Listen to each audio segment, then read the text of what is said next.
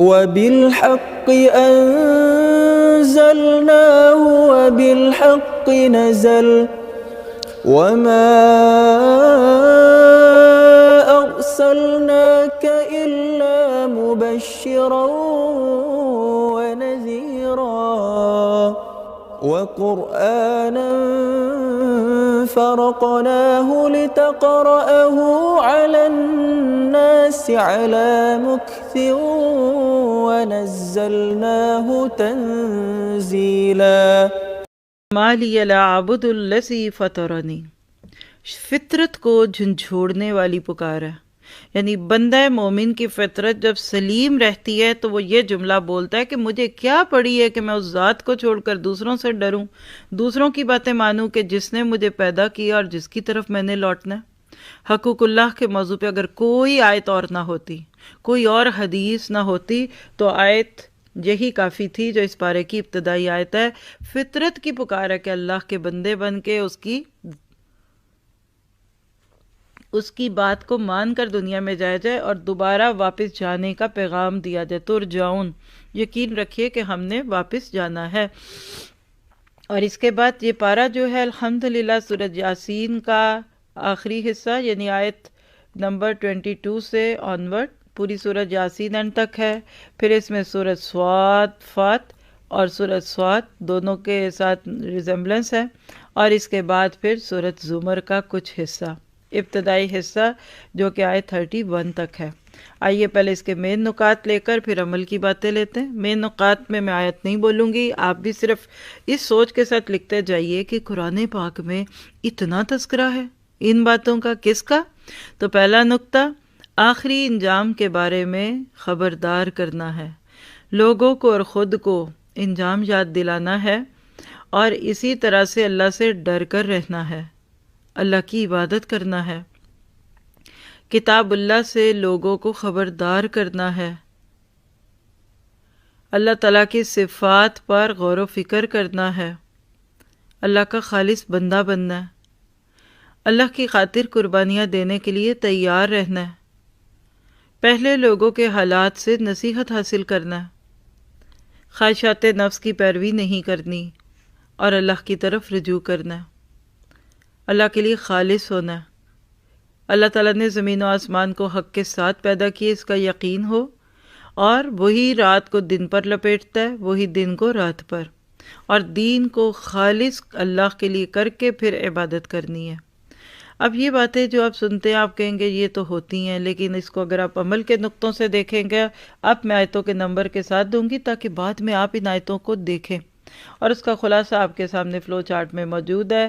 تو عمل کے نقطے، پہلی بات وہی ہے کہ طاغوت کی بندگی سے اجتناب کر کے صرف اور صرف ایک رب کے بندے بن جانا ہے، اس کے بغیر کوئی اور نہیں۔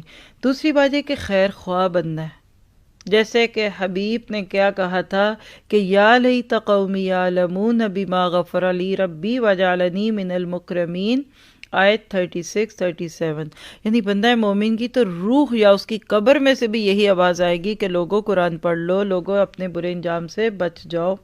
پھر اگلی بات یہ کہ زمین پہ پھیلی ہوئی اللہ تعالیٰ کی جو نشانی ہے اس پہ غور کرنا ہے۔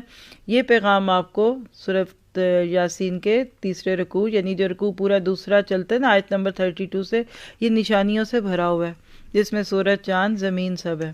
پھر اس کے بعد اگلی چیز عمل کے حساب سے لیجئے گا کہ اپنی زندگی یعنی بچے، شوہر، گھرداری، اس کے اندر آخرت کی یاد رکھنی ہے، اور یہ پیغام جنتوں میں جا کر پھر یاد کروایا جائے گا، اور یہ پیغام ہے 54-5-6، یہ چند آیات سورۃ یاسین کی، کہ اللہ تعالیٰ کہتے ہیں ہم وازواجہم فی ظلال علی الارائک متکئون، اللہ ہمیں اپنے گھر والوں کے ساتھ جنتوں میں داخل فرمائے۔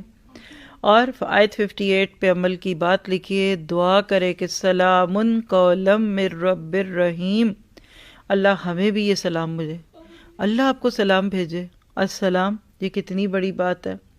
اور اگلی بات لکھیے، دنیا میں ہی جرم کرنے والوں سے الگ ہو جانا ہے، کیونکہ قیامت کے دن کی پکار وَامْتَازُوا الْيَوْمَ أَيُّهَا الْمُجْرِمُونَ یہ شرمندہ کر دے گی جب کہا جائے گا کہ آپ تو نکلیں ادھر سے، سارٹ آؤٹ ہو جائیں گے لوگ۔ آج ہم دنیا میں دوسروں کی خوشی کے لیے بڑے سے بڑے گناہ کرنے کو تیار ہوتے ہیں، قیامت کے دن آپ کو دوسروں سے الگ ہونا پڑے گا اس معاملے میں۔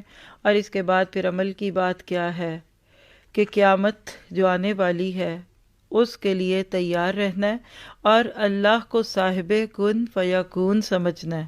کدھر لکھی ہے یہ بات؟ آیت 82 سورۃ یاسین، انما امرہ اذا اراد شیئا ان یقول لہ کن فیکون۔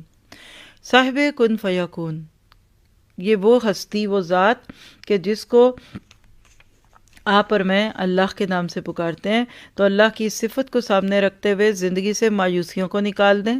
کبھی بہت بے چین ہو تو اس طرح دعا کیا کریں، اے صاحب کن کن کہہ دے، اس صحت پہ کن کہہ دے، اس تنگی پہ کن کہہ دے، اس بیماری کو کن کے ساتھ بدل دے، جو دل کی بات ہے اس کو درست کروا دے۔ اس کے بعد سورۃ صافات میں سے جو ہمیں عمل کی باتیں ملتی ہیں تو اس میں سے ایک بات کیا ہے کہ ہم نے اپنے اندر اوابین کی خصوصیات پیدا کرنی ہے، بار بار دھیان اللہ کی طرف۔ حضرت داؤد کے لیے اللہ نے یہ باتیں کہہ دیں، اور انبیاء کرام کے ساتھ بھی آتا ہے۔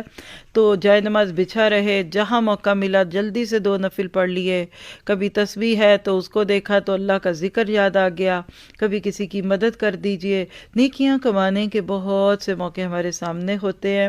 پھر اگلی بات یہ ہے کہ حوروں کا مذاق نہیں کرنا۔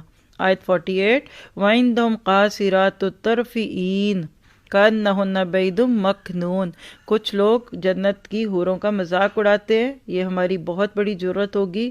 عمل کیجئے، جو اللہ نے دینا ہوا اللہ دے گا۔ نہ ہمیں خواتین کو حوروں سے کوئی گلہ ہونا چاہیے اور نہ مردوں کو اس کے بارے میں کچھ کہنے سننے کی ضرورت ہے۔ اور سب سے بڑی جو اس میں عمل کی بات ہے نا، وہ ابراہیم کا کردار۔ قال انی ذاہب الی رب وقال انی ذاہب الی ربی سیہدین۔ آیت 99 سے لے کر آگے کی دعا بھی آئے گی اس میں انشاءاللہ، جس میں ہم دیکھتے ہیں کہ دعا بلکہ نوٹ کر لیجئے اس پارے کے ساتھ۔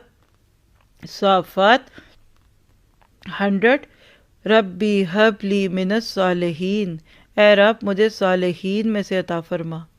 اولاد مانگیے تو صالحین مانگیے، بیٹا ہو یا بیٹی دونوں برابر ہے، ایک ہی طرح سے اللہ نے دونوں کو بیان کر دیا۔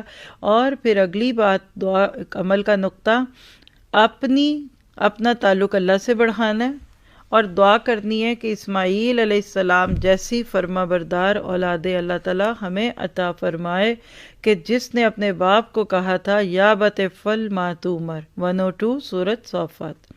اللہ ایسی اولادیں دینے کے لیے ہمیں قابل کر دے۔ اللہ تعالیٰ دیتا ہے، اصل بات یہ ہے کہ اللہ ہم پہ اپنی رحمت فرما دے۔ پھر اس کے بعد اس میں سے عمل کی بات کیا ہے کہ حضرت یونس کی طرح مچھلی کے پیٹ میں کیوں نہ چلے جائیں، صرف رب کو پکارنا ہے۔ 140 سے آگے صافات پہ سورۃ یونس کا قصہ ہے کہ اللہ تعالیٰ مچھلی کے پیٹ کے اندھیروں میں بھی دعائیں سن لیتا ہے، تو کسی اور کو بلانے کی بجائے رب کو پکاریے۔ اور پھر آخری بات، والحمد للہ رب العالمین، ساری تعریفیں اس اللہ کے لیے جو رب العالمین ہے۔ تو زندگی میں تعریفوں کے گن اللہ کے گانے ہیں۔ اور اس کے بعد سورۃ صاد کی آیات، جس میں آپ کو مجھے پیغام کیا ملتا ہے کہ یہ زندگی بے مقصد نہیں ہے، مقصد حیات کو سمجھیے۔ آیت 27 صاد، وَمَا خَلَقْنَا السَّمَاءَ وَالْأَرْضَ وَمَا بَيْنَهُمَا بَاطِلًا ذَلِكَ ظَنُّ الَّذِينَ كَفَرُوا۔ اللہ کہتے ہیں تو کافروں کا گمان ہے کہ ایٹ ڈرنک بی میری، مسلمان تو ایسا نہیں سوچتا۔